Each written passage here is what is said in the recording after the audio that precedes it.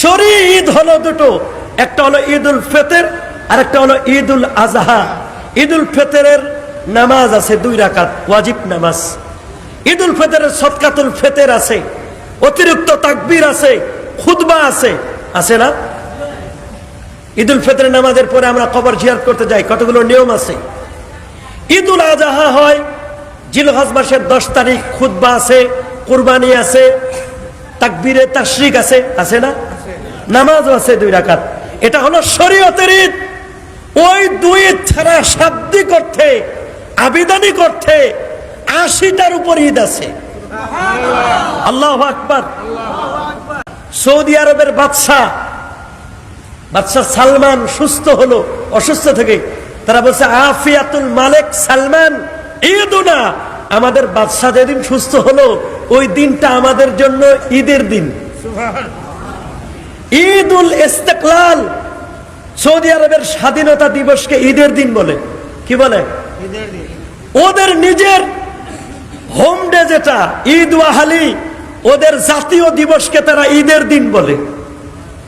সুনান তিরমিজি 737 নম্বর হাদিসে আল্লাহর হাবিব সাল্লাল্লাহু আলাইহি ওয়াসাল্লাম আরাফার দিনকে ঈদের দিন বলেছেন। সুবহানাল্লাহ বলেন। ইয়ামুন নাহার ঈদের দিন, আইয়ামুত তাশরিক জিলহজের 11, 12, 13 ঈদের দিন। এরপরে নবীজি জুমার দিনকেও ঈদের দিন বলেছেন।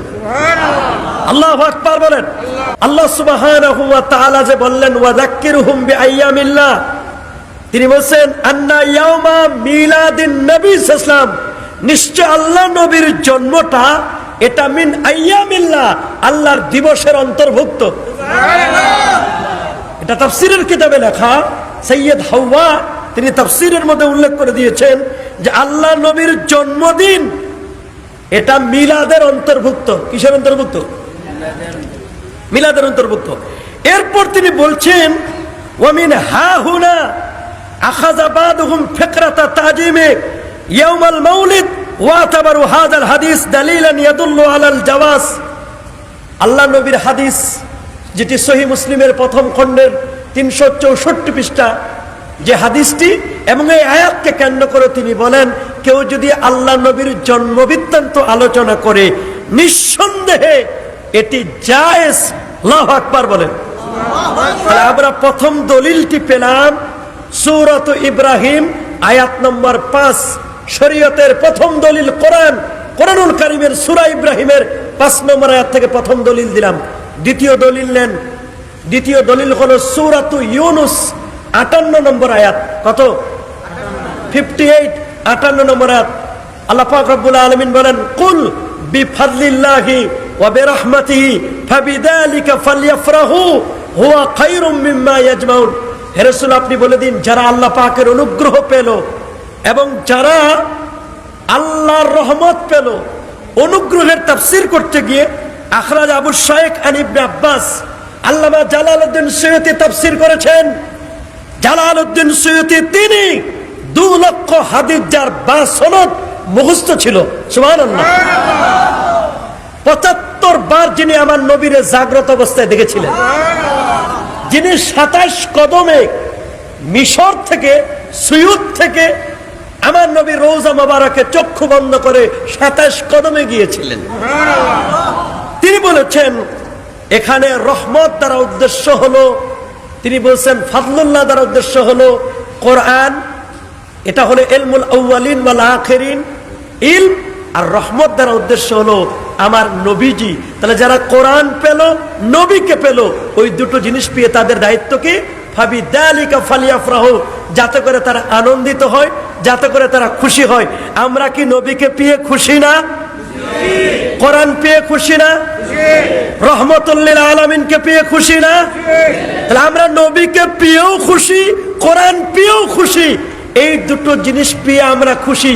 এই যে খুশি, এইটাকে শাব্দিক অর্থে বলা হয় ঈদ। সুবহানাল্লাহ। কি বলে? ঈদ। শরঈ ঈদ হলো দুটো, একটা হলো ঈদুল ফিতর আর একটা হলো ঈদুল আজহা। ঈদুল ফিতরের নামাজ আছে 2 রাকাত ওয়াজিব নামাজ। ঈদুল ফিতরের সদকাতুল ফিতর আছে, অতিরিক্ত তাকবীর আছে, খুতবা আছে, আছে না? ঈদুল ফিতরের নামাজের পরে আমরা কবর জিয়ারত করতে যাই, কতগুলো নিয়ম আছে। ঈদুল আজহা হয় জিলহজ মাসের 10 তারিখ, খুতবা আছে, কুরবানি আছে, তাকবীরে তাশরিক আছে, আছে না? নামাজও আছে 2 রাকাত। এটা হলো শরীয়তের ঈদ। ওই 2 ঈদ ছাড়া শাব্দিক অর্থে, আবিধানিক অর্থে 80টার উপর ঈদ আছে। আল্লাহু আকবার। সৌদি আরবের বাদশা সালমান সুস্থ হলো অসুস্থ থেকে, তারা বলছে আফিয়াতুল মালিক সালমান ঈদুনা, আমাদের বাদশা যেদিন সুস্থ হলো ওই দিনটা আমাদের জন্য ঈদের দিন। ঈদুল ইস্তিকলাল, সৌদি আরবের স্বাধীনতা দিবসকে ঈদের দিন বলে। কি বলে? ঈদের দিন। ওদের নিজের হোম ডে যেটা ঈদ ওয়াহালি, ওদের জাতীয় দিবসকে তারা ঈদের দিন বলে। সুনান তিরমিজি 737 নম্বর হাদিসে আল্লাহর হাবিব সাল্লাল্লাহু আলাইহি ওয়াসাল্লাম আরাফার দিনকে ঈদের দিন বলেছেন। সুবহানাল্লাহ বলেন। ইয়ামুন নাহার ঈদের দিন, আইয়ামুত তাশরিক জিলহজের 11, 12, 13 ঈদের দিন। এরপরে নবীজি জুমার দিনকেও ঈদের দিন বলেছেন। আল্লাহু আকবার বলেন। হাদিসের মধ্যে স্পষ্ট করে লেখা, ইবনে আব্দুল মুনজির হাদিসটি বর্ণনা করেছেন সুনানে ইবনে মাজাহ প্রথম খণ্ড 324 পৃষ্ঠা 1084 নম্বর হাদিস।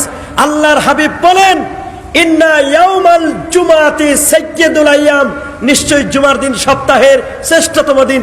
ওয়া হুয়া আফদালু ওয়া আযামু মিন ঈদুল আজহা ওয়া ঈদুল ফিতর, জুমার দিন ঈদুল আজহা ঈদুল ফিতরের চেয়ে উত্তম। সুবহানাল্লাহ। প্রশ্ন করা হলো কেন? বললেন ফিহে খামসু খিলাল, 5টি বৈশিষ্ট্য আছে এই কারণে।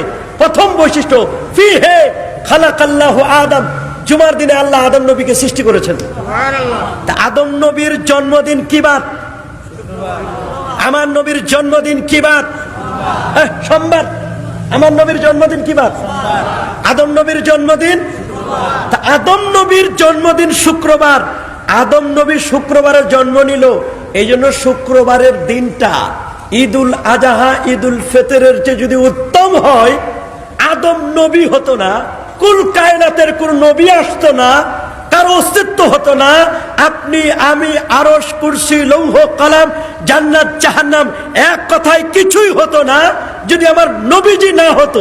সুবহানাল্লাহ। সেই নবী যেদিন আগমন করলেন সেটা ঈদুল আজহা ঈদুল ফিতরের চেয়ে উত্তম হবে না?